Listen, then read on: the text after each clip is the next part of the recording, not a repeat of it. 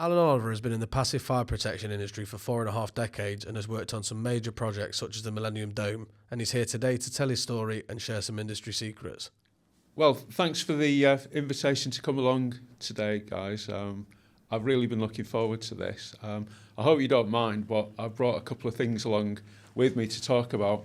This is something I literally picked up at the Millennium Dome, and you might give some thought as to what that might be, but I'll tell you what it's all about later. Yeah.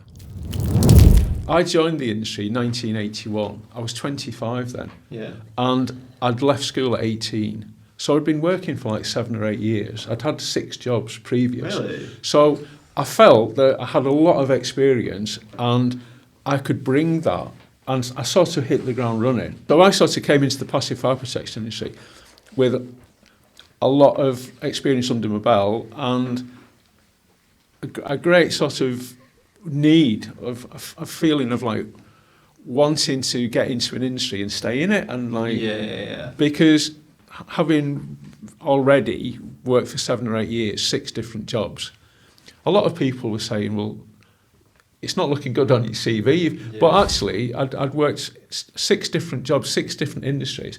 I'd picked up an enormous amount of experience at a young age. Skills, yeah, absolutely. They were all transferable skills. What were you doing before in those other industries and jobs? Well, I started off working as a holiday job when I'd left school at 18 and I'd got a holiday job. And a friend of mine from school, he said, my mum was looking to recruit. She was the general manager of Great Universal Stores, which was like a big catalogue company. So I did that for sort of 3 months, and I picked up so much. That was like the first proper job I'd had as just 18. And then my dad had got me a job in ICI, Imperial Chemicals Industry, massive company at the time.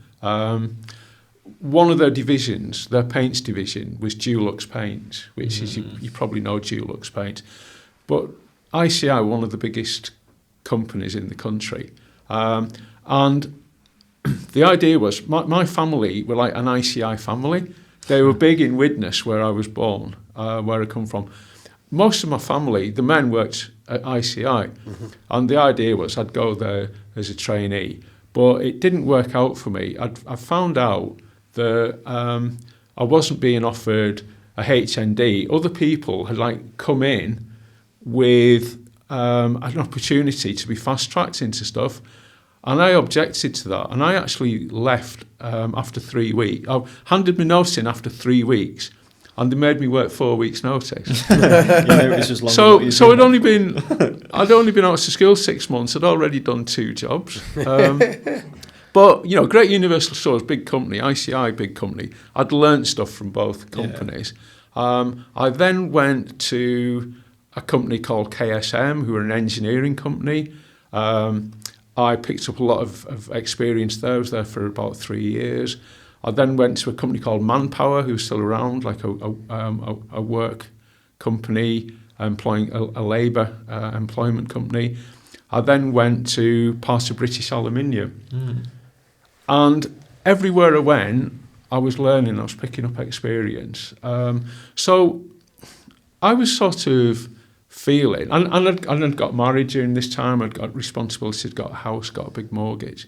So by the time I joined the passive fire protection industry in 1981, I was 25, I'd got a lot of work experience under my belt, and I just felt this was when I needed to establish myself and really work at, and it sort of became an accident. I say I joined the passive fire protection industry then. It was actually the insulation industry that had a passive fire protection part to it. Pilkingtons were primarily a glass company who manufactured fiberglass.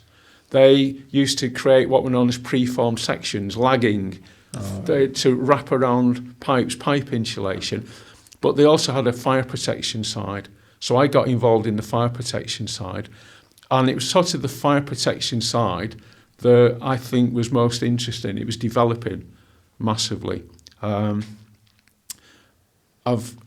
When I joined Pilkington Insulation, they they were still they were coming out of the asbestos industry.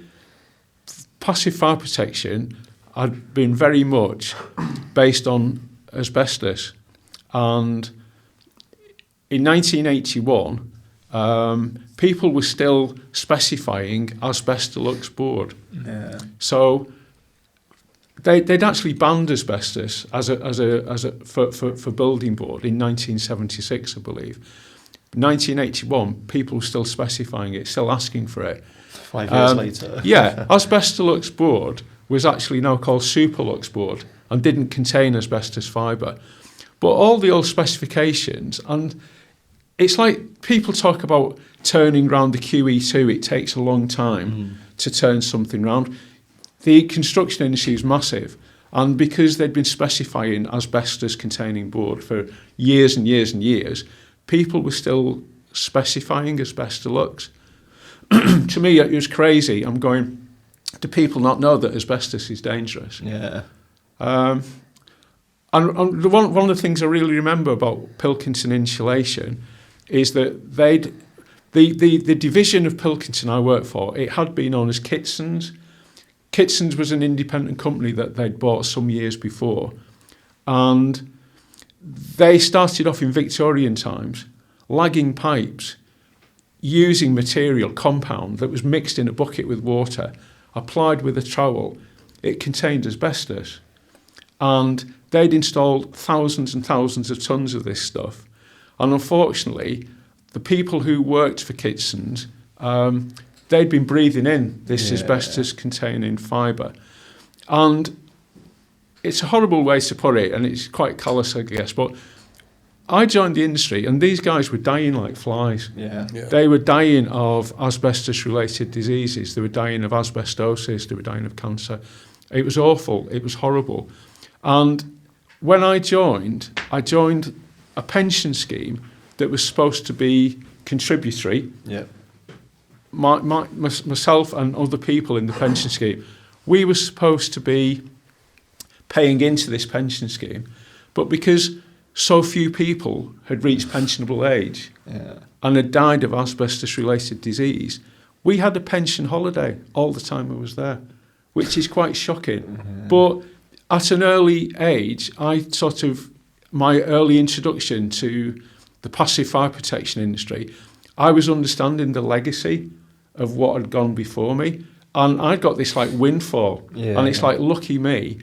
But what about all the poor buggers who died? Health and safety was really, really poor. Yeah. When I went into the industry in 1981, people were coming to the grips, and of course, I would imagine a lot of people were in denial, and a lot of people were still dying of it. I think people are still dying of asbestosis, but I came in when a load of people were dying. Yeah. So much so that hardly any people were in the pension scheme. Hardly anybody had got to 65, which is really, really shocking. And the other thing is that the Pilkington Insulation, this division, they were now making a lot of money removing asbestos. They'd created an asbestos removal company. Yeah. But unfortunately, the people who'd applied the asbestos, they weren't doing it because a lot of them were dying or were seriously ill or had died. What I'd like to say is that, like, towards the end of my time with Pilkington Insulation, I was introduced to a new range of products. So can we? Yeah, certainly. I don't know how to like. Well, carry on, because we can obviously all get chopped up and refixed. So yeah, please carry on. And we'll get this sorted. So that's sort of what I remember in terms of my introduction, if you like, to Pilkington Insulation, and then towards the end of my time at Pilkington's, I was introduced to a range of new products, incandescent fire stopping type products, pure passive fire protection, by a guy called Graham O'Brien, who had actually worked with me at Pilkington's, and I'd known him for some years. And then I was aware that he'd left Pilkington's and he'd set up a company of his own called Firestore. Okay. And so he set up this company called Firestore, and he was then knocking on my door. I'd been fast-tracked within Pilkington's. I think they were very, very good for me in that they gave me a lot of opportunities. Within I joined them as an office manager in the Northwest office at Haydock. Within 18 months, I went out on the road as sales rep for them. 18 months after that, I went as regional manager of the Yorkshire region. And then 18 months after that, I went down to the southeast, which was their biggest region. And it was during this period that I became aware Graham O'Brien came basically wanting Pilkington Insulation to start taking in, stocking and distributing and selling. Okay, so he was a former colleague of yours previously, and then he started to speak to you about... Yeah, so I knew of him when he was at Pilkington's, and then he came, introduced me to these range of products, which seemed like amazing. They were real, like, you know, new technology stuff, as opposed to asbestos board, which had been around for 100 years or more. So you were still employed by Pilkington at this point? I was still employed. He was trying to get that on board with Pilkington. I was still employed by Pilkington's, and then in 1991, I got a phone call from Graham out of the blue, and he said the installer, their northern installation company, were looking for someone to set up a southern division for them. Right. Okay. And would I be interested in meeting them? And I said yes, and that was how I moved on to sort of the next chapter of my time in the passive fire protection industry. I guess by that point you'd already got some experience with the product. You knew Graham from time gone. Absolutely. It seemed like there was a great future for these products because they were very, very clever. Fire stopping systems. They could seal up basically holes in buildings, penetrations, gaps, imperfections, and it was an interesting range of products, and I could see the potential. What did like passive fire look like in the early 90s then? Was it as we know it now, or at that period of time, was this product quite revolutionary? Or the fire stopping product range was quite revolutionary, and it has to be said it needed an awful lot of development and introduction because basically passive fire protection had come from, it was very, very specialist, I think, at first. I think the passive fire protection industry, certainly when you're talking of fire stopping products, I think it had come from maybe the ship industry, nuclear power stations, North Sea oil rigs. It was seen as that was, you needed these sorts of products for very high risk buildings, whereas there was an awful lot of stuff just bodged up. Right. The fire stopping on a typical building, and we could even be talking quite a high risk building like an airport terminal, for example. People were doing it to a very, very poor standard. People would, like the dry lining companies who were installing plasterboard walls, they'd just use plasterboard and try and seal it without any evidence of fire tests. So Graham O'Brien and his new product and the whole industry at the time, people like Quellfire, they were having to get people to understand that it was really important. And there was a lot of complacency. There was a lot of very poor practices. Health and safety in general was very poor. So I thought it would be quite a challenge, but I thought it had a future. Yep. So when Graham said, "Would you be interested in meeting up with these guys from Checkmate?" I said, "Yeah." So I went along up to Huddersfield, where Checkmate were. Had a couple of pints with these guys from Checkmate, and within about an hour or two and a pint or two, I'd agreed to become their new sort of southern regional manager, which is quite amazing. But I was up for the challenge. After 10 years on the distribution side, the sales and distribution, I thought there was a good future here. I wasn't necessarily seeing that I had a great future. Maybe I was just getting a little bit bored. I think it was possibly time for me to move on. But that was exciting though, wasn't it? Like going from doing what you were doing to now suddenly basically having your own business.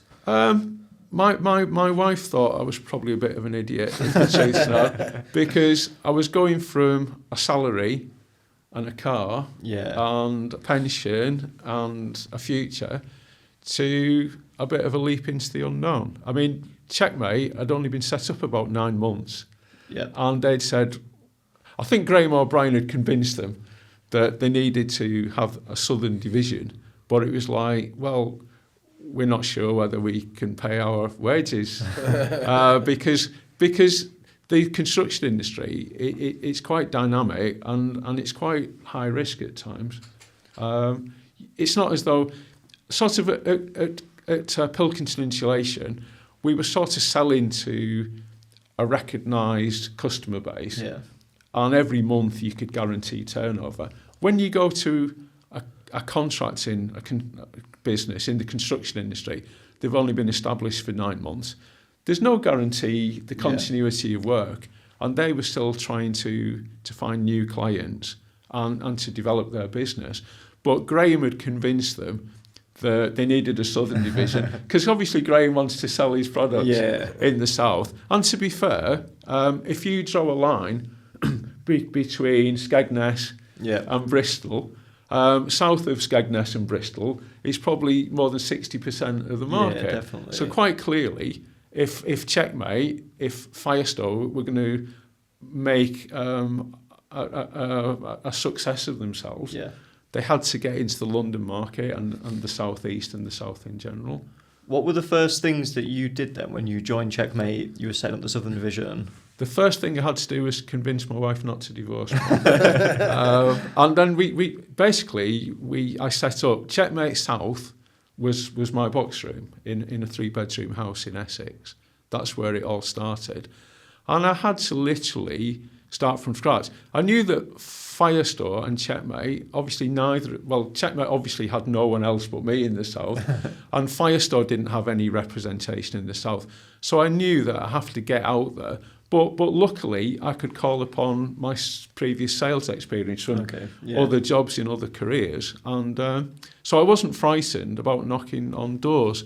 And in those days, it was relatively easy to get on construction sites. You could walk onto a construction site even without high vis and hard hat, which is almost unheard of. Now, it is unheard of. There's high security. In those days, you could literally walk onto a building site in the middle of London and basically say, I'm Alan Oliver from Checkmate Fire, and leave a card, leave a leaflet. And that's literally what I did. and I got a bit of luck. I suppose you make your own luck in life. If you put in the effort, knocking down the doors, If I'd have sat at home going, I'm not getting any luck here, well, that's how it would have stayed. But I went out and knocked on doors. And luckily, I didn't even have a mobile phone. I mean, you're going back to 1991, and mobile phones are quite expensive, and it's sort of, I had my own fax machine. I had my own laptop, PC, I think it was at the time, and I started. Checkmate South was basically me knocking on doors, trying to get business. I got an inquiry from one site I'd been to. I think it was the National Neurology Hospital, adjoined to Great Ormond Street. John Lang was there. They said, can you come and price some work? I priced some work, I got it. And then Pilkington Insulation, I knew a lot of people there. And one day I got a phone call from their office in London, and they said there's a new there's 3 halls of residences being built at East Dagenham for East London University. I literally knocked on the door with this introduction, priced the work, and got that as well. Nice. So within the first 6 months, I'd picked up 2 or 3 jobs along those lines. And I think the turnover was about 40,000 quid. And we'd made, I think, about 15k profit, believe it or not, because we were controlling the cost. And basically, within those first 6 months, we'd found a guy, Checkmate in the North knew a guy based in London who was our one and only installer. And I was doing the labouring work for him, which is great because that was helping to control the costs. But it was also me understanding some site procedures, because okay. I'd never been on a building site before, and I had an awful lot to learn. So that's how Checkmate started in the south. But that would have helped convince your wife after those first 6 months getting those first. Well, what convinced my wife is that £15,000 we earned, we split it 50-50. Yep. So I'd been on a retainer, and I got half the profit we'd earned. Yeah. And because the first 6 months, it coincided with like the end of the financial year. So she still wasn't convinced by any means, but at least she still hadn't divorced me at that stage. So that's where we were. We're still in the game. It's half time. There's still a chance we can win this one. So what happened after that then? So you'd got your initial orders. What was next for Checkmate? Well, next for Checkmate was sort of more of the same. I mean, eventually, we're now sort of 1993, 95.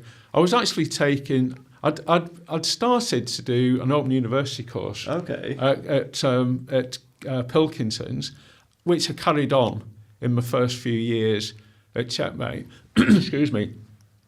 And then I started an MBA course. I just felt that I was sort of, it was like I was on speed somehow.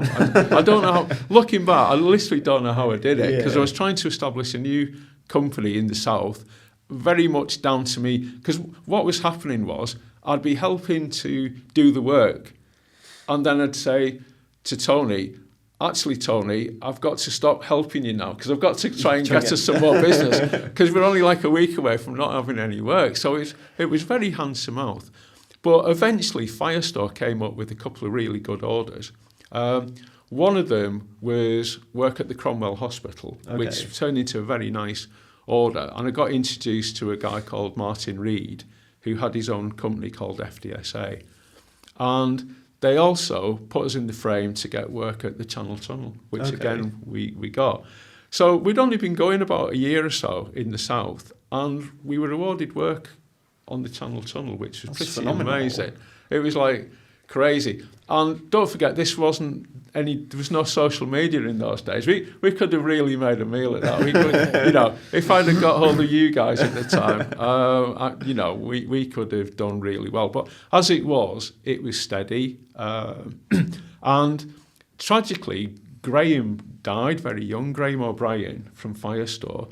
His company got sold, and our relationship sort of petered out. This was sort of over the next 4 or 5 years. But then, bearing in mind that I didn't have any site experience, I was probably quite unorthodox in the way I was trying to get business.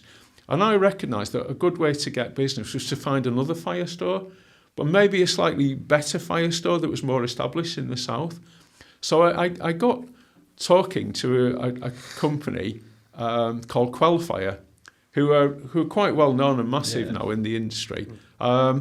They were very, very good then at getting their products specified. Oh, okay. They couldn't believe that they'd found a guy in the south who would actually honour their specifications and try and help them. So within like a year, I formed a really, really good relationship with Quellfire. And we're now sort of 90, I'm really struggling with time. You can imagine it's quite a long time ago.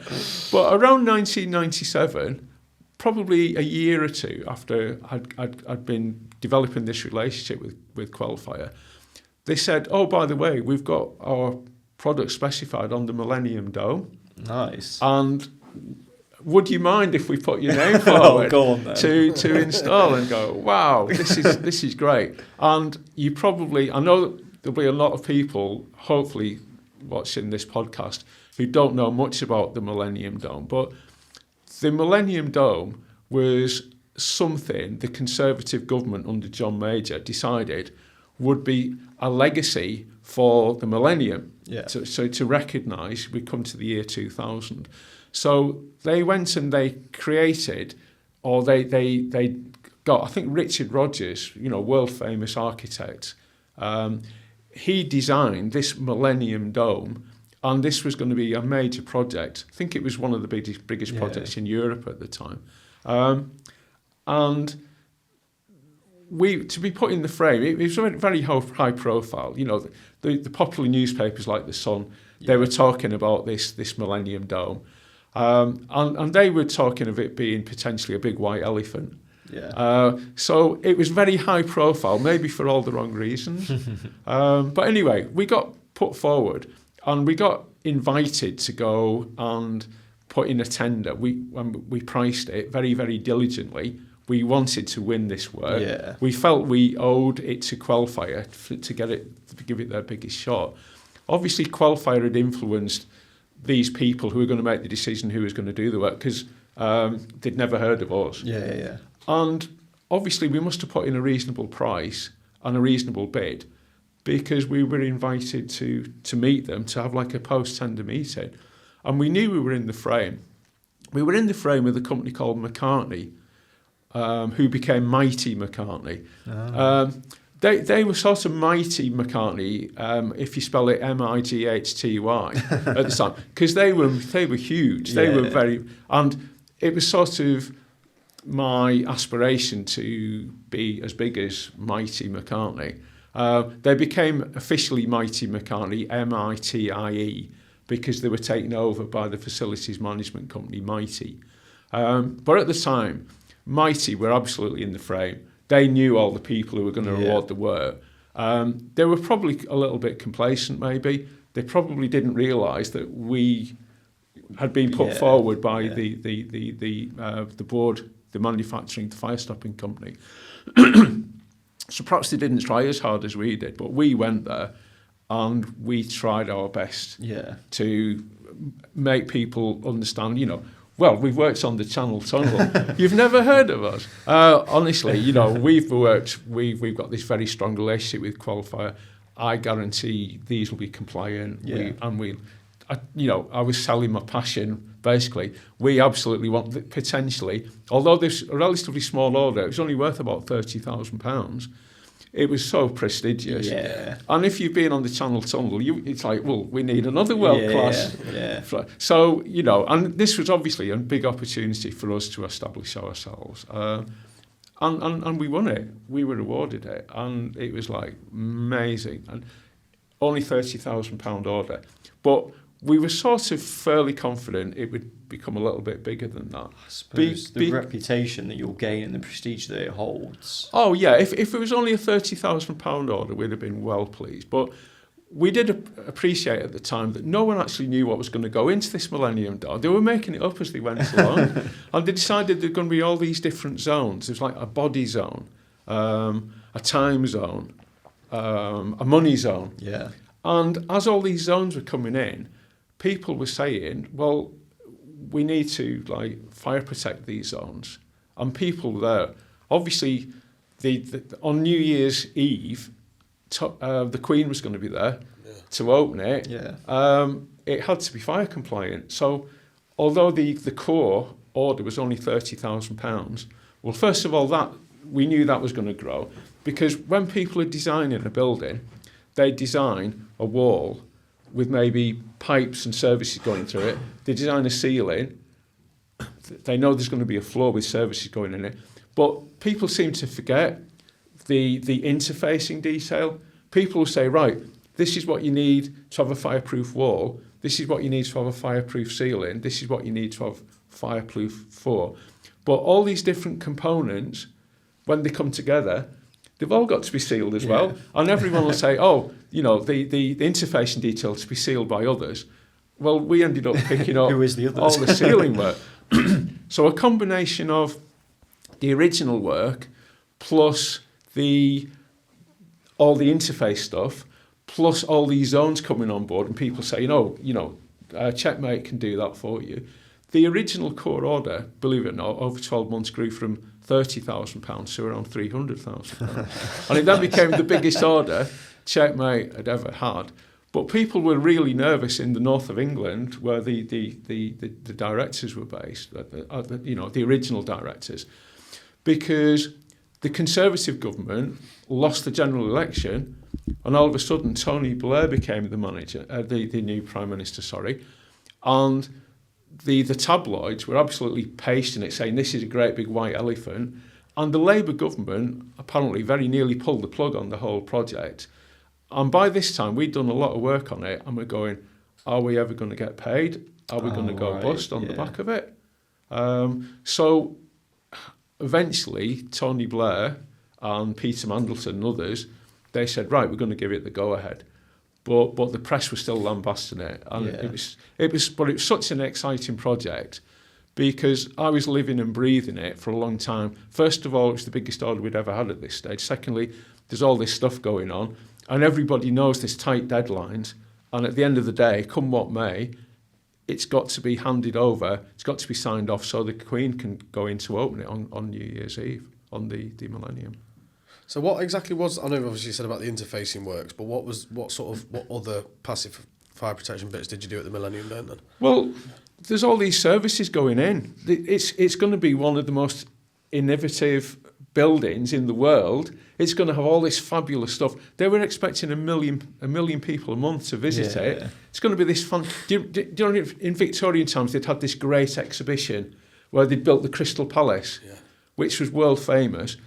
The Conservative government, they decided they wanted something similar. It was going to be like the biggest ever tent in the world. I mean, for people who don't know, the Millennium Dome has since become the O2 Stadium, which I believe for the last 20 years is the most popular and the best live concert stadium in the world. Yeah. So it's a huge, huge structure. It was very, very exciting.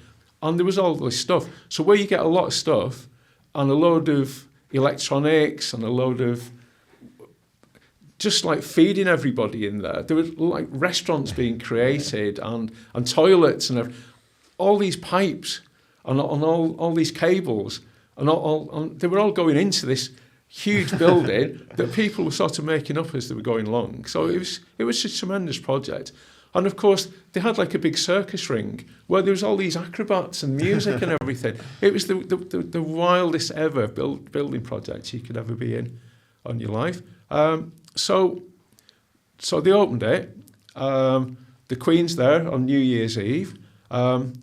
Tony Blair, they're all singing Auld Lang Syne, and everybody's there shivering and trying to look as though they've got a smile on their face. And they were absolutely panned by the press because there was a big issue with security, and the press couldn't get in. And people were supposed to be getting in at like 7 p.m. And people were still finding their seats at like 11 p.m. Oh, wow. And they were shivering. And the following day, the Sun and the Mirror, they absolutely lambasted. But by this stage, as you probably see, I was really, really passionate about the project. And then what people, I don't think there's many people know, but within the first, so we're sitting in the office one day going, the first week of January, and we're going, oh, well, that's the Millennium Dome over with. We need to go out and get another like world-class prestigious project. And then the phone rings, and we're told there's been a fire in the Millennium Dome that nobody was supposed to know about. Yeah. And don't tell anybody. But there's been a fire in the Millennium Dome. Can you get down here this afternoon? Yeah. And they're saying, not only has there been a fire in the Millennium Dome, and luckily it wasn't a massive fire and it's been put out and no one's injured, but smoke travelled where it shouldn't have gone. The fire that's occurred in one of these zones, the smoke had spread, and it was quite clear that none of these buildings were as fire compliant as they should be. Yeah. And it's like, I don't know to what extent like London Fire Brigade were involved. I guess they were. We needed to go around and like check everywhere over. And it ended up, we had 4 guys in there for the next 3.5 months, I think it was. Wow.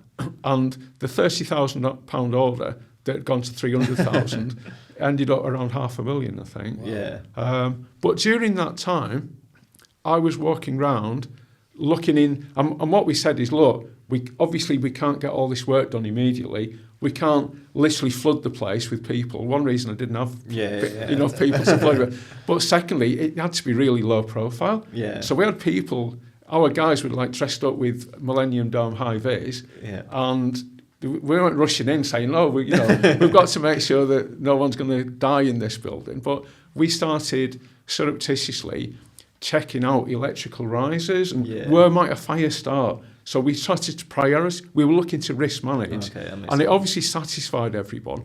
But it ended up that over the next 3.5 months, we went around checking everywhere, sealing up everywhere, and it was something that we got an awful lot of of experience. We came out of that experience fully understanding how to risk manage a building, how to prioritise, where a fire might start. Really, really interesting stuff. And I found this. It was full of cups and, people, it was debris, basically. And I think this had like some McDonald's coffee cups over the top of it and stuff. And I just picked this up and looked at it. And it was cloakroom tickets. It was Millennium Dome cloakroom tickets. Oh. And remember I said it was freezing cold on New Year's Eve? These were special, like, cloakroom tickets, and you can see that none of them were used. Literally, the Queen 000 and Tony Blair, there's 1,000 tickets here that all the VIPs should have taken so that they could put their coat in the cloakroom. Not a single one got used. And someone must have thought, well, what we're going to do with that? I'll tell you what I'll do. I'll just throw it in this riser cupboard and leave it there. And I just couldn't believe, and I recognised immediately, I was such an anorak. Yeah. I was such a fan of the Millennium Dome. I thought, this is an amazing souvenir. History. And so obviously I put it in my bag, and it'd just been thrown there as rubbish. So 25 years later, I've still got it, and as you can see, it's still in mint condition. It's just an amazing souvenir, isn't it? So I thought I'd share that with you. Oh, that's So- fantastic. How far off were both of us on that one? Yeah. Miles, not in a million years. I thought it was some sort of incandescent cladding or something. I didn't quite, no idea. Yeah. Well, I hope you find that of interest. But I think what that shows, it just shows you what a great story the Millennium Dome was from start to finish. And I loved it. I'm always passionate. I mean, I've been really privileged. I think I've said before, I never have a problem getting out of bed in the morning because there's always something new. And like, I've never done a podcast before. So, when I got out of bed in Bournemouth this morning facing a six-hour journey, I was still looking forward to it. And at the Millennium Dome, I was just loving the experience. And all the time I was learning. And I was getting to meet new people. Yeah. And you meet a lot of interesting people. And everyone, there were so many people involved in the Millennium Dome. They were all passionate about making a success of it.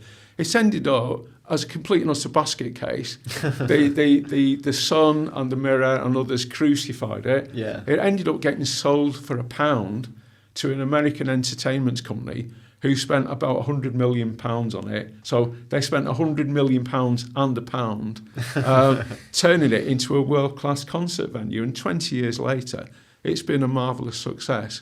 And I just love being a very, very tiny part of that. How do you think the experience that you had at the Millennium Dome shaped Checkmate over the years that came after? I think it helped to develop our business, but we were still focused on working for main contractors. We were still very much a specialist subcontractor. But for sure, that gave us confidence. We know we'd done the Tunnel Tunnel. Yeah. We'd done the Millennium Dome. We'd established ourselves with people like Qualifier who were growing. Yeah. And together, we were part of an industry. The industry developed, and it gave us a lot of confidence.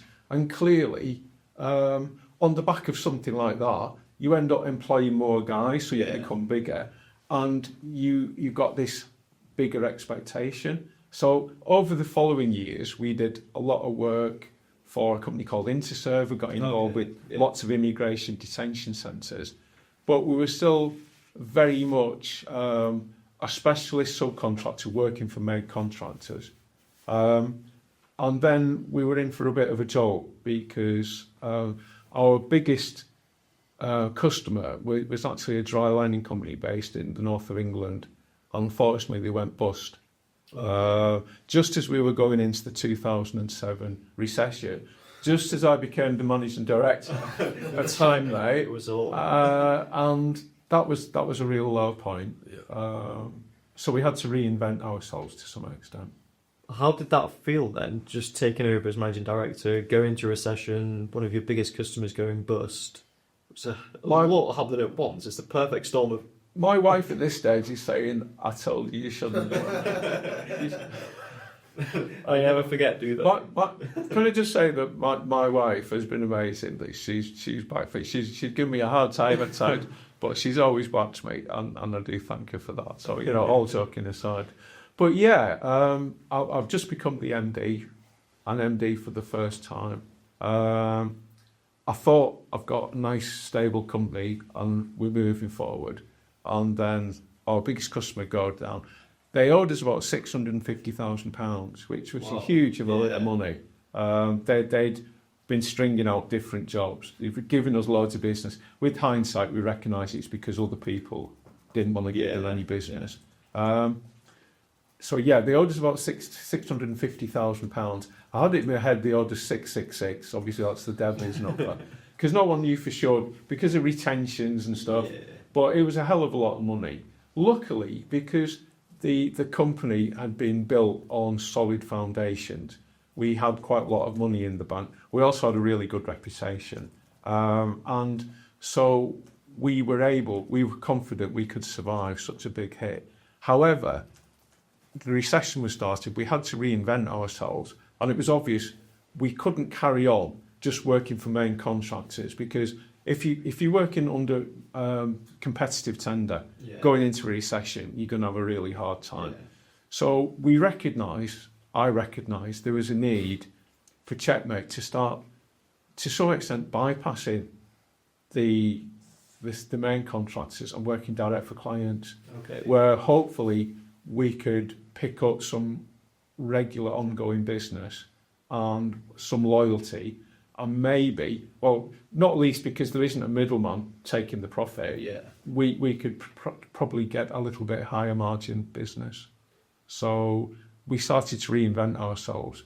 And then the fact that I'd done an MBA in marketing, or focus on marketing, I was confident that we would be able to pick up some client business. So we started to go to trade exhibitions.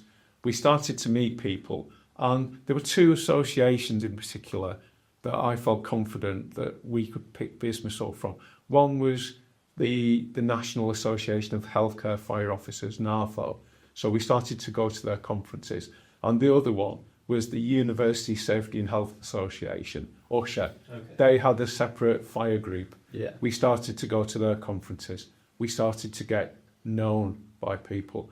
And then I had another bit of a lucky break, because a guy within NARFO who worked at Leicester NHS, he said, "Can you come along and basically give the estates team some training?" A guy called Mark Bailey. So again, I wanted to give this my best shot. So I thought, if I'm going to come along and train the team, can we turn it into a half-day event? Do you have a facility? How many people? And they didn't really have a venue. And you're thinking, well, if it's in hospital, people are going to keep their pages on the phones. They're going to be heading off. They're going to be distracted. Why don't we book a hotel room? And if we're going to go to that trouble, why don't I bring 3 or 4 other people in to get involved? People like BRE, Lorient, Hilti, and make a half day of it, even make a day of it. And Mark Bailey, who was very active in NARFO and a great character, he said, well, look, if you're going to go to that trouble, I'll mention it to other people I know within NARFO, and I actually have some contacts in universities in East Midlands. So before we knew it, we ended up with nearly 100 people in a room, and it became a full-day event. And that became sort of the birth of creating seminars. And last month, I delivered a seminar, and I think it's something like the 30th one I've delivered. And they helped to publicise what we did. They helped to promote what we did. They've become really, really successful. The idea of this seminar, the first one, was quite good. In fact, 1 or 2 people who sat in it said, can you come and do it? You know, there was a lady there called Karen Bayard who said, oh, can you come to Yorkshire and deliver it there? Okay. And before you know it, it's become a bit of a roadshow. Yeah. And every time you deliver it, you want to make it a little bit better, and they became Yeah. a little bit more sophisticated. And, you know, that was sort of... So from 2011, I've been doing that for nearly 15 years now. And as I say, I've delivered about 30 this year now. How did you find that helped your transition then from dealing with main contractors to end users, just the networking, the relationships that you've built and formed? I think people are always interested in being educated. People love being educated. Professional people like fire safety advisors, estate managers, they always want to know how to do it right. Yeah. Unfortunately, an awful lot of people don't know a lot about passive fire protection and fire doors. At times, considering fire doors as such a familiar object, it's just amazing how complicated they are and how people don't know as much as they should do. You know, we get people from project teams in NHS saying, I didn't know enough about fire doors. You know, my background's in M&E or carpentry or whatever. Not many people are experts in passive fire protection. So we've started offering people a 5-hour CPD to come to a free event to start to know what you need to do your job better. How would people not find this popular? Yeah. And it was very, very easy. And before you know, nearly 100 people came to the first one. The last one I did for Checkmate, 2016, we had more than 200 people at Aviva's headquarters. Being enlightened as to how to do passive fire protection properly, the limitations of urethane foam, all the sorts of stuff which so many people should know, but people unfortunately don't know. And, you know, one of the reasons that 72 people died at Grenfell Tower is because people didn't understand that it's not a good idea to clad the outside of the building in highly flammable urethane foam. Unfortunately, the whole fire industry felt that they failed. Yeah. But people in the industry have done their best to try and educate people years and years before. I feel that I've been campaigning for these things for about 15 years. And if I could sort of sum my career up, my 45-year career in the passive fire protection industry, I'd say that I'm a campaigner. And I'm just as passionate now as, in fact, I'm a lot more passionate than I was 45 years ago because I've learned so much more. And I know that I'm retiring next month when I get to 70. And I'm absolutely passionate. And one of the things that really knocks me is when you point out to people, you know, I've felt for a number of years, I'm like the little boy in the story of the Emperor's New Clothes. Yeah. The little boy who says, hang on, the Emperor's not wearing any clothes. And confronting people, confronting complacency. And I just feel more passionate than ever about this. And one of the things that's really gnawed me is that people say, oh, well, you would say that. You've got a commercial interest in getting it right. As though there's something wrong in getting it right. But I'm pleased to say that in a month's time, when I reach 70, I do feel that maybe I should hang around a little bit, because by then I won't have any commercial interest, but I'll be just as passionate as being the little boy saying to people, hang on, that's not right. You know, 8 years after Grenfell Tower fire, people are still not getting it right. And a lot of people still not getting it right are people in the construction industry, in the fire industry, in the fire door industry, who should be getting it right. And there's lots of things wrong. And when I'm independent, I'll probably be in an even stronger position to say that needs sorting out. So, what do you think is the reason why people just still aren't getting it right? If there was one reason that you had to sort of pin it down to, what is the one thing that you just... I think the problem is that there's some good guys in the fire door safety industry. SafeLinks are in the fire door industry, you're good guys. But there's a lot of people in the fire door industry who, they're obviously focused on making money. They've got a commercial interest, haven't they, in making money. That's what they're there to do. And to my mind, they don't always spend as much time as I think they should ensuring that fire door compliance gets delivered all the way through to the installation stage. It's all very well that they're manufacturing doors to an as-tested standard, but I think they should get involved in ensuring that they actually get installed correctly, because if they don't get installed correctly, then they're no longer compliant fire doors and they're no longer as tested. And clearly, if you're spending a lot of money to buy a brand new fire door, you sort of assume, or you expect, and you should, get an installed fire door that's as tested. To my mind, I'm not aware of fire door manufacturers who take that process as far as they should. And I think it would be a brilliant, unique selling proposition, a brilliant marketing proposition, if they were to actually go out and make that happen. How would that look? Do you mean train the installers that buy their doors, or go out and audit the installers that are installing them, or what do you think that should look like? I think to some extent, they should take responsibility for what happens to their fire doors after they leave the factory. Everybody knows how important and how critical fire doors are in life safety buildings, for example. And I think they should at least demonstrate that they're doing the best to ensure that their fire doors get delivered in terms of installed competently.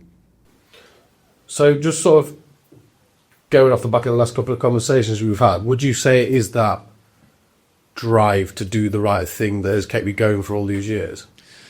I think, to be fair, for the first number of years, my main motivation was earning a crust and just surviving. But certainly since I've been doing the seminars over the last 15 years, say, and since I've been obviously creating the reference documents, I've really got a kick out of trying to educate people, and for sure that has kept me motivated. And to some extent, I've learnt a lot myself during that process, which again has kept me motivated. I mean, everyone's got a story to tell. What one thing we haven't spoke about yet is how you went from Checkmate to Golden Thread. That's quite a complicated question. I'll try and keep it brief. From memory, around October 2013, I think it was, Checkmate had come out of recession. We were doing quite well. Sales were good. The company was obviously going in the right direction. I decided to step down as managing director. I'd been the MD for about 7 years, and I'd been travelling up from Suffolk, where I lived, up to Yorkshire every other Sunday night to spend every other week in Yorkshire for 7 years. It was really, really taking its toll. It was really hard work, not least on my wife and the children. I decided that was the right time, and I also thought it was a win-win. I thought it would be good for me to be able to concentrate on what I do best, which is marketing, instead of doing all this travelling up and down to Yorkshire. And I could work from our office near Stansted Airport, only about an hour from where I lived. So that's what basically I did. I stepped down. The MD was taken over. The role of MD was taken over by Mark Williams, Northern Director, a very capable guy who was probably chomping at the bit for the opportunity. And I think he was probably the right person. He was based in Yorkshire. He was probably up for the challenge. And as a result of that, the company did very, very well over the next few years. I was able to concentrate on marketing, was able to concentrate on delivering more seminars. I was able to spend more time with key accounts.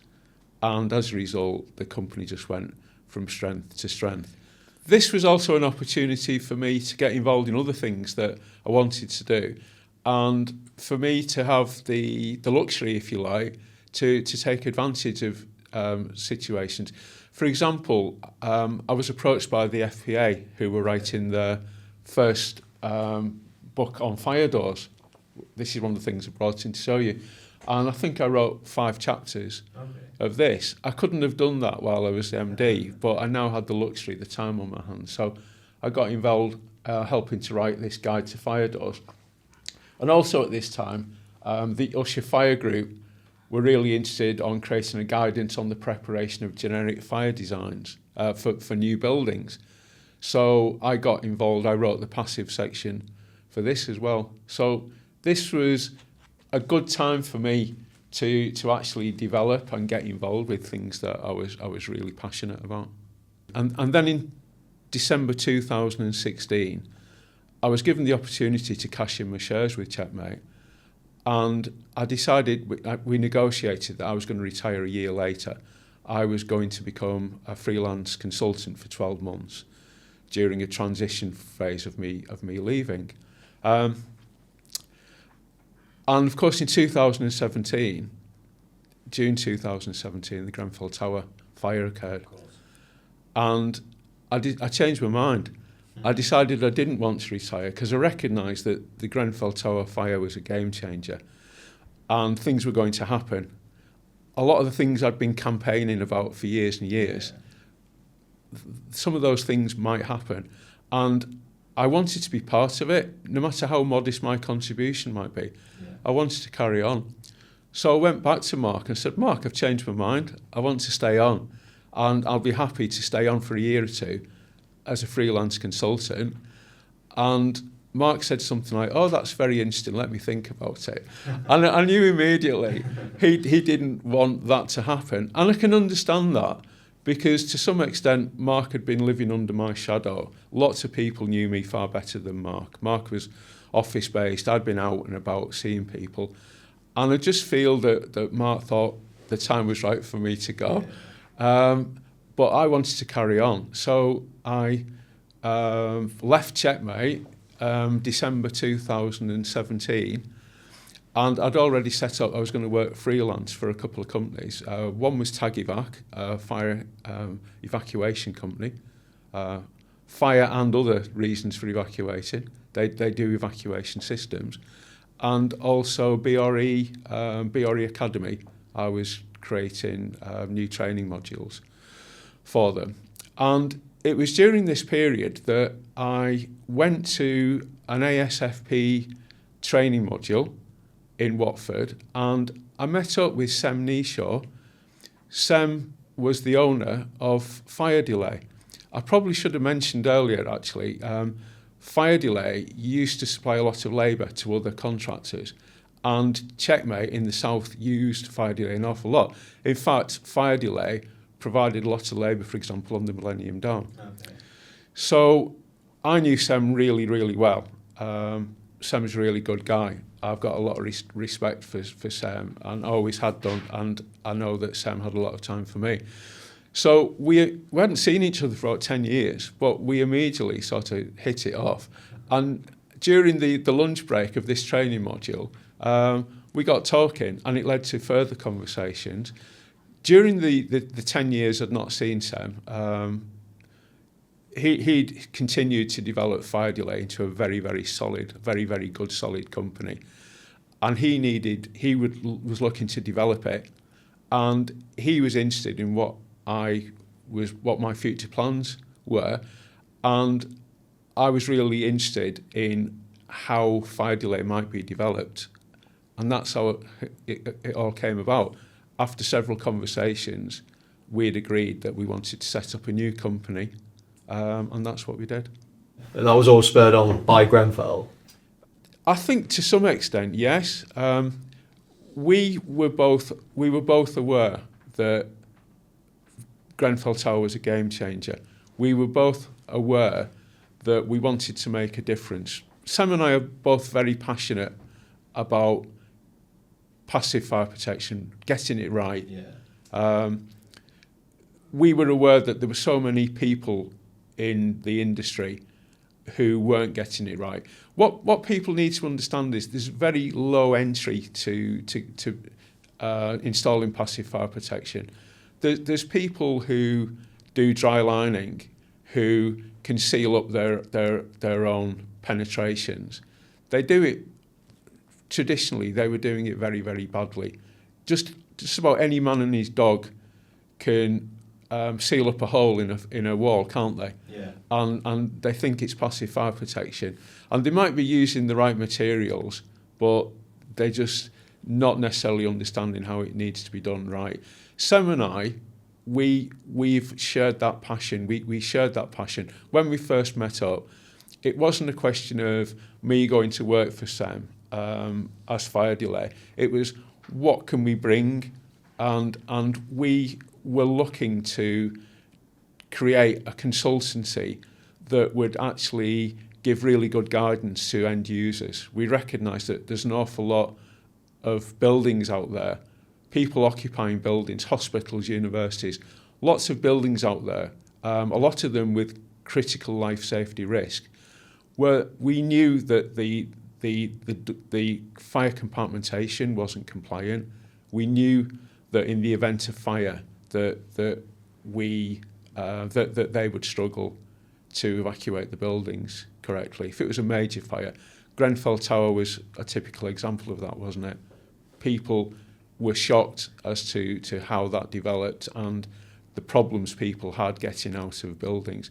We knew that a lot of people were getting it wrong, and we knew that a lot of it was down to education. So from the very beginning, we were wanting to create a company that could make a difference.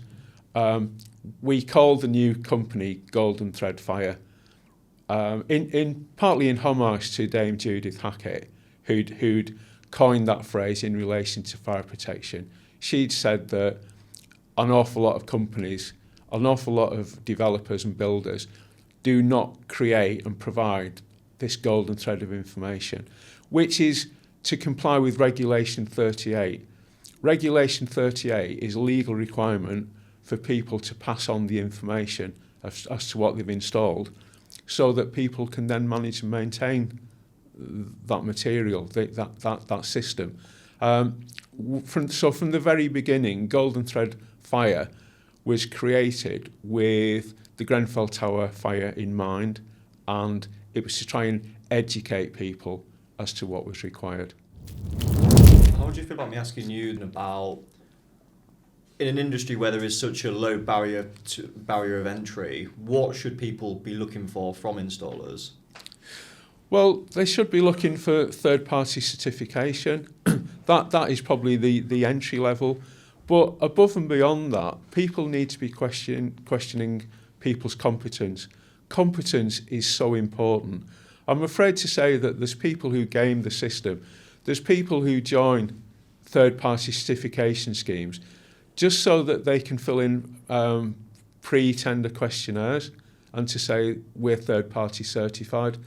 But we know there's an awful lot of companies who game the system. For example, we are aware that people will join third-party certification, something like FireAS, to apply intumescent paint. And then next thing you know, they're installing fire doors saying we're a member of FireAS. But they're not in FireAS for fire door installation. Yeah. They might not be in FireAS for fire stopping or anything. People game the system, and I'm afraid it's very, very difficult. What you've got to do is to, as a client, if you want people to work on your building, or if you're a main contractor and you're looking to bring in specialist subcontractors, you've just got to work very hard to ensure that they really are as competent as they're suggesting they are. How can you prove competency in passive fire? It's very, very difficult. You've got to go well above and beyond third-party certification. You've got to be looking at what they're actually doing. And I'm afraid to say, you've got to have someone who's competent at being able to sorry, I'm looking for the right word here. You've got to look at someone who has got the correct skill set to understand what they're looking at, to actually appreciate the competence. Of course, a lot of competence is down to the QA systems that they bring on board. A lot of competence can be demonstrated by how well they inspect their work, and to what extent they can demonstrate that their installations are in line with fire test evidence. And of course, that comes back to the golden thread of information. Where you do have such a passion for doing the right thing and you're seeing competitors game the system almost, how does that make you feel? I think it's been going on so long, Jake, that I don't really get that frustrated about it anymore. It's sort of just out there, and you've just got to get on with it. I do get frustrated when I hear people giving work out to people who are clearly gaming the system. Yeah. And I just recognise that it's down to trying to educate clients. You've just got to carry on. It's always been like that. You're sort of seeing that people are leading to what could be a car crash sometime in the future. You could have a serious incident, a serious fire incident, because you know that people are not installing it correctly. But it sort of just motivates you to carry on, to want to try and educate people. I remember quite a while ago, a long time ago, I was at on a building site, and I was seeing a guy applying intermittent linear gaps to the tops of walls. And these were quite critical walls. And he was making such a mess of it. There were big holes and gaps in what he was doing. And I tried to point this out to the project manager at the time. And he immediately, the problem is people think you're just saying that to try and get business. Yeah. And there's always been this sort of commercial interest, conflict of interest that you've just got to live with. You can try and help people, but sometimes people don't want to know.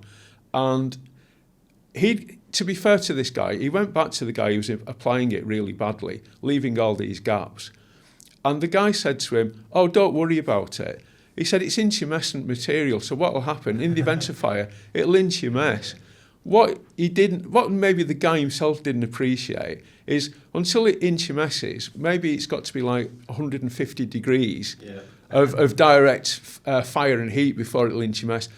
Before that happens, there would be literally tons and tons of smoke going through these horrible gaps. And sometimes it's really, really hard to educate people on the hoof. You've just got to live with it, and you've just got to hope that eventually they understand that things aren't right. Yeah, I completely agree. What were some of the first things that you did at Golden Thread then to help organisations maintain that golden thread of information? Well, clearly getting people to understand what the golden thread of information is all about is key to that. It's all very well Sem and I and other people within the fire industry understanding what's meant by the golden thread of information, but unfortunately a lot of clients don't, which is understandable.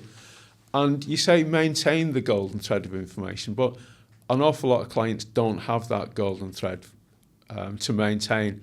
So part of it is to educate people as to what they need, even if they don't appreciate it, and recognise that, and hopefully they recognise that they're starting from a very low base. How did the business develop? It started very well, and it went very, very well. We were aware that because the company was very small, had limited resources at first, Golden Thread Fire, we concentrated on buildings where there was a high level of life safety, critical life safety, and required a good level of passive fire protection. And because of the location of Fire Delay based in Essex, we focused on London hospitals where I had quite a lot of contacts. And by then I'd also joined NARFO, which I'll sort of discuss a little bit shortly. So yeah, we focused on London Hospital Trust, making contact with London Hospital Trusts, and we started to get some immediate business. And what massively helped us, ironically, it didn't seem so at the time, but was COVID. COVID came along, and as you know, hospitals were at full capacity. They were using a lot of oxygen, and they understood that the fire safety risk had increased. Maximum capacity, high oxygen levels in the building. As you know, you need, if you have got oxygen, that's a key component for fires. And And the crazy thing was a lot of our competitors decided to go into furlough. So at a time when London hospitals, which was our key market, our perceived key target market, when they had a lot of need for compliant fire compartmentation, for good fire doors, our competitors, some of our competitors disappeared, and that was reflected in our turnover. We got an upsurge of business during COVID. The other thing was a lot of these hospitals were half empty because they'd stopped a lot of consultants working during that period. It has never been easier to maintain, to inspect, to remediate and to install new fire doors in hospitals. So it was, looking back, it was a fantastic period for us. And I think that was reflected in our turnover. I think in 3 years our turnover trebled. And then in 2022, a decision was made by Seminai that we would merge the new company, Golden Thread Fire, with the existing company, Fire Delay Contractors, and it became Golden Thread Fire Delay. And then almost immediately after that, we turned it into an employee-owned trust. What were the reasons for turning it into a trust? Well, Sam knew that I wanted to retire this year, and Sam wants to retire one day. And we were both very much aware that we wanted, that we'd created a company that has got a certain ethos. It's got a culture. And we saw this as a legacy to the people who'd made it happen. It's all very well that Sam and I were at this, we were leading this, but obviously the company isn't just Sam and me. You know yourself that with a company like SafeLinks, it's the people that matter. It's the people that will carry on this ethos after I've gone, and after Sam has gone, and Sam and I wanted the company to continue with the same culture, with the same legacy, with the same ethics, and so having looked into it, we decided that if we created an employee-owned trust, that would ensure and safeguard the future of the people there. It would hopefully motivate the people. Once you have got a part of it, obviously that would hopefully motivate people.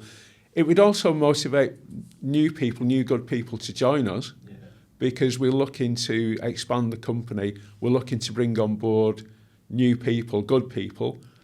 And if they know that it's an employee-owned trust, it would safeguard their future. It would ensure that they've got something to buy into, that they would be able to invest their time into something. And then they would gain the fruits of the work that they've put into it.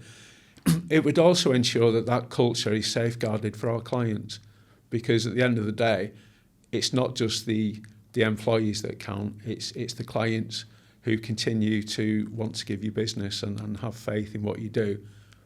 So the whole thing made sense to us, and that's why we did it.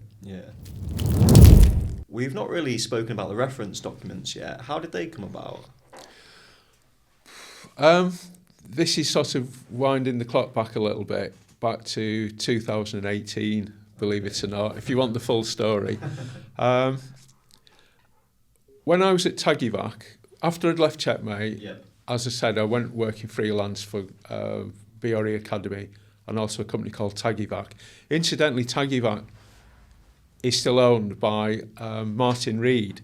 He was the guy, if you recall, gave me work at the Cromwell Hospital when I'd first set Checkmate up.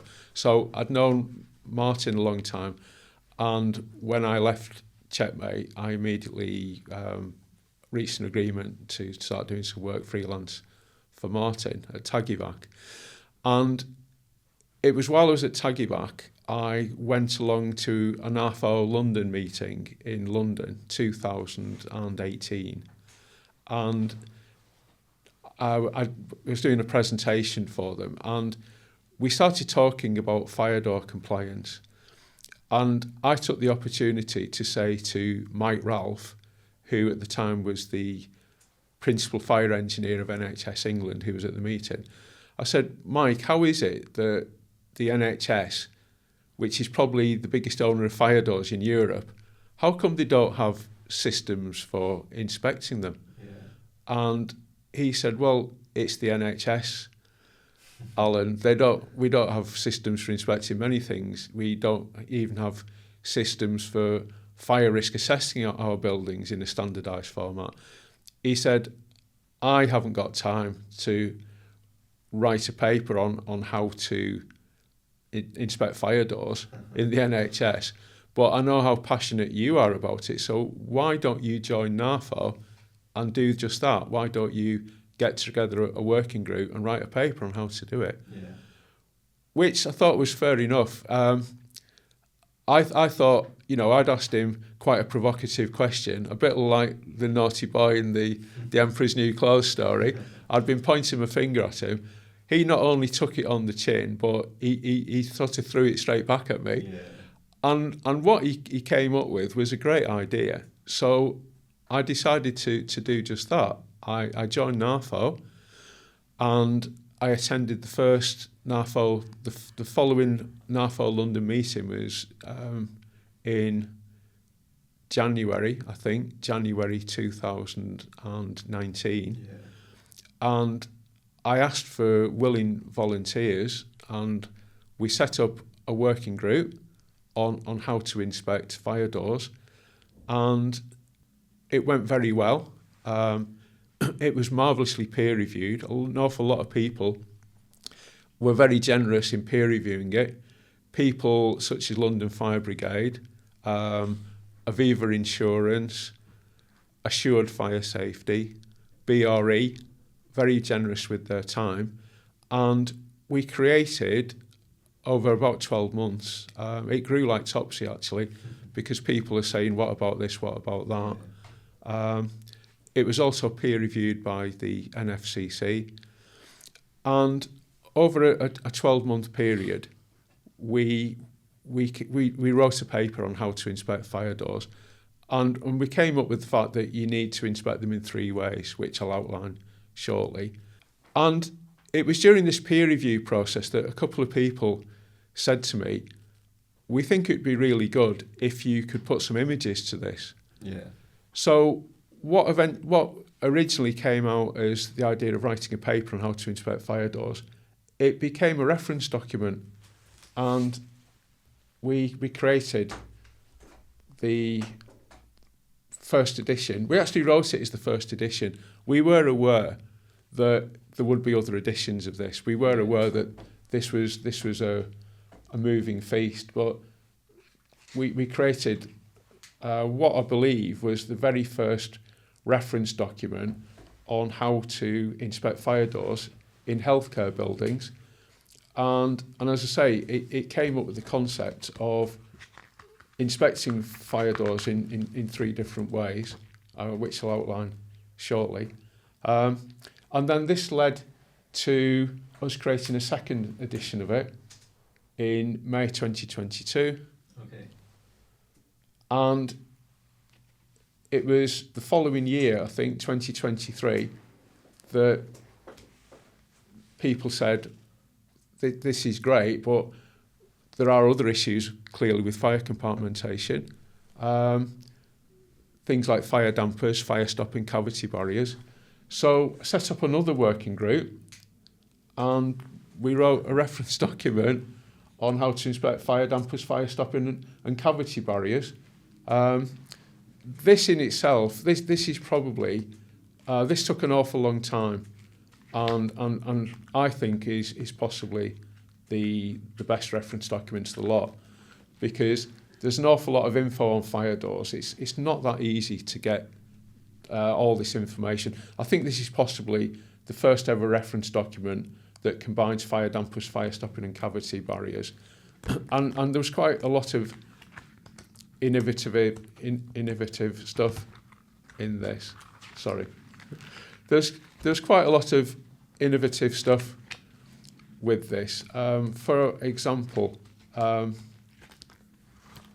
part of creating this was that my company, Golden Thread Fire Delay, decided to do a fire test by mixing and matching different products together, we deliberately we deliberately put a barrier in a furnace and burnt it to destruction, where we'd mixed and matched different people's products, because, as you know, people put together systems, and in an ideal world, and certainly on new build products, you should always put a system together so that you can guarantee the fire test evidence. But there's an awful lot of work out there where people are needing to repair existing barriers, where they don't have this golden thread of information, where they don't know who the manufacturer was.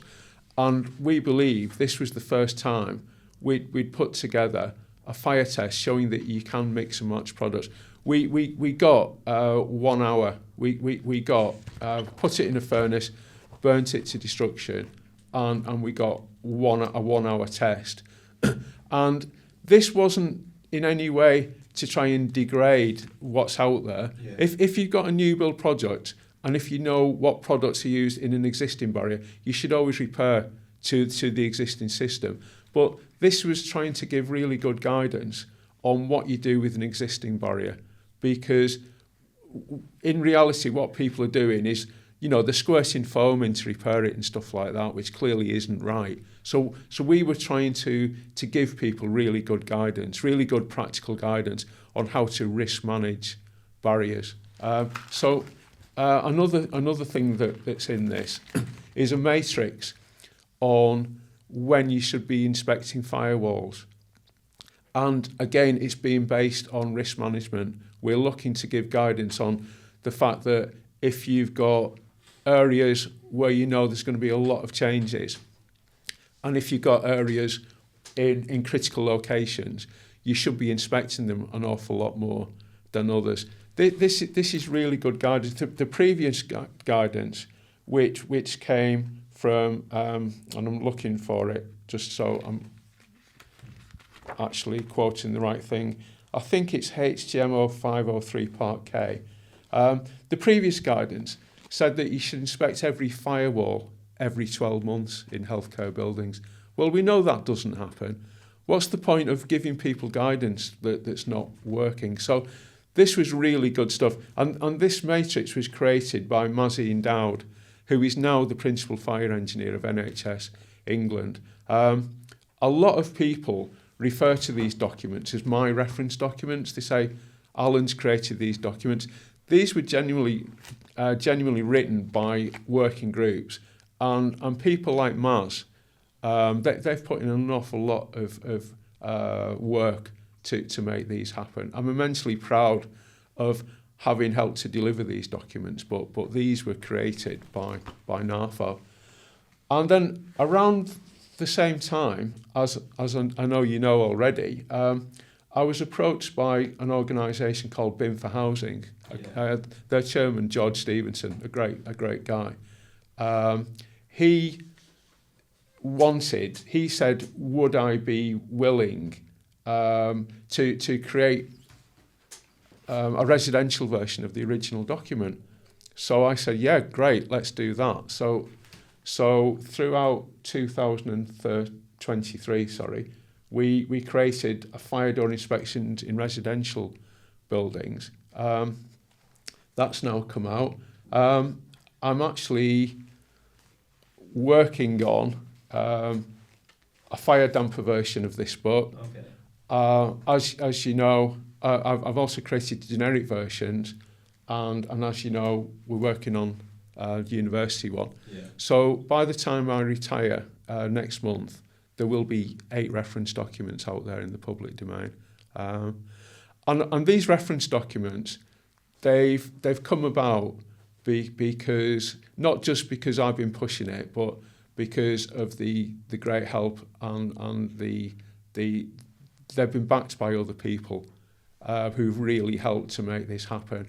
And I'm thinking people like members of the NARFO National Executive Committee and in particular the General Secretary, Peter Aldridge. These books would not have happened without the backing of NARFO. Whereabouts can people find the reference documents? That's a really good question. I believe that they're available on the SafeLinks website. They are absolutely, yeah. And they're obviously available on the Golden Thread Fire Delay website. It's important for people to know that these reference documents are electronic. Yeah. They can be emailed in addition to people having hard copies. By the way, all of these books have been, the NFCC have peer reviewed and written a foreword to. I'm particularly pleased about this. Mark Andrews, who was the NFCC lead officer for higher risk accommodation, he was very, very generous in writing a foreword to all of these books. It was actually Mark who said from the beginning, when he saw the original healthcare document, he said, this is great, and 90% of the information in this book applies to every fire door in the country. I think you should look at creating a generic version or other versions of this, which is what we did. I was particularly pleased about that. Last but not least, I just want to say that these books would not have happened without the support of SEM at Golden Thread Fire Delay. It's all very well for me to create documents like this, but someone's got to pay for them.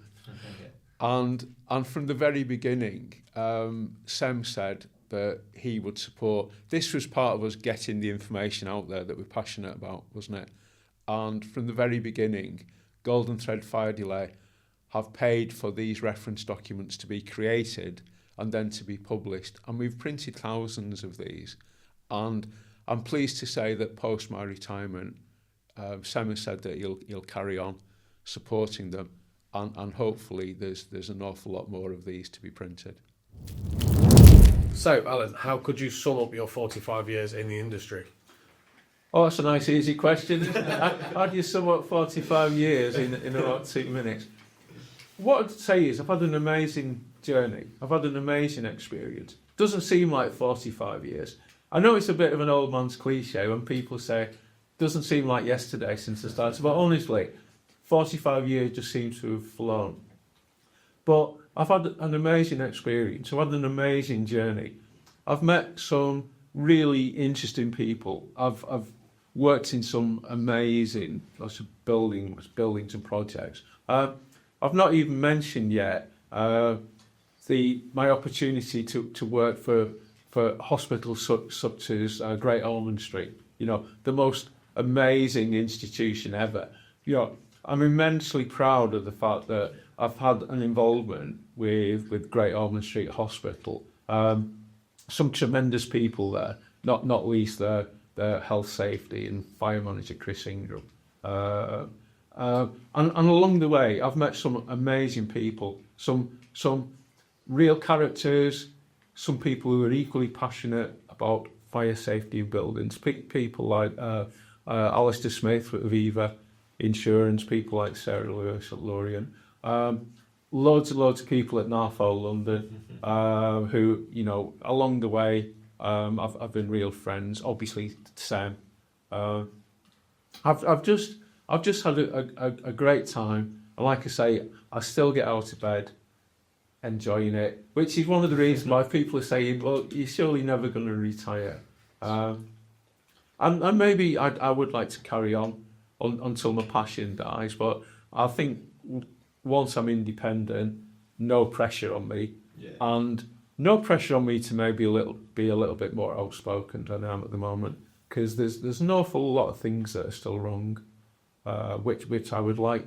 You know, when I carried on working after Grenfell Tower, I was realising it was a game changer, and I felt that I had something to contribute, no matter how modest my contribution. I would like to be part of that. Unfortunately, 8 years later, we've still not come to the end of that journey, have we? And I do know that the Metropolitan Police are saying that they are looking to be in a position to prosecute people by the end of next year. So there's still a little bit of unfinished business there. Obviously, if I don't carry on within the industry as an independent, I will still be very, very interested in the outcome there. But yeah, it's been an amazing journey. I would like to think that I've benefited people along the way, and I've met some lovely people, and those people I'll still be there to support. Not least people like Lee Sale at SafeLinks, who I've known such a long time. And Howard Passy at the FDA. I met Lee and Howard at the FPA. Amazing people. There are some amazing people in this industry. Even though a lot of people don't fully understand and get the passive 5 for 6, it's a real Cinderella industry. It's not that long ago, I read a fire risk assessment, and the fire risk assessor, to the question, I think the idea was they were supposed to say the condition of the passive fire protection. And this guy had put to the box, passive fire protection, he put not applicable. And you just go, there's so much ignorance. Yeah. And you've just got to hope that eventually people fully get the importance of passive fire protection. Hopefully, and I do mean hopefully, people are prosecuted for the Grenfell Tower fire. I think if people had custodial sentences, that's going to have a massive impact. All of a sudden, people are going to focus their minds on ensuring that buildings are fire compliant, and that's never going to happen ever again. What is the one piece of advice that you'd give to somebody that is working in the industry right now that you wish you'd have known when you started 45 years ago? I think that's quite an easy one, actually. That is, do your best to enjoy it. I've been interested for 45 years in what a lot of people say is the most boring industry ever. You got passive fire protection. That's where people install stuff that doesn't do anything unless they have a fire. How can you make that interesting? I think it doesn't matter what industry you're in. You can find something that you're really interested and passionate about. Yeah. The fire protection industry is so vast. You guys know that. Yeah. You could be really interested in water mist systems, or there's something there for everyone. Sure. And no matter what industry you're in, you always want to be learning. Education is so vital.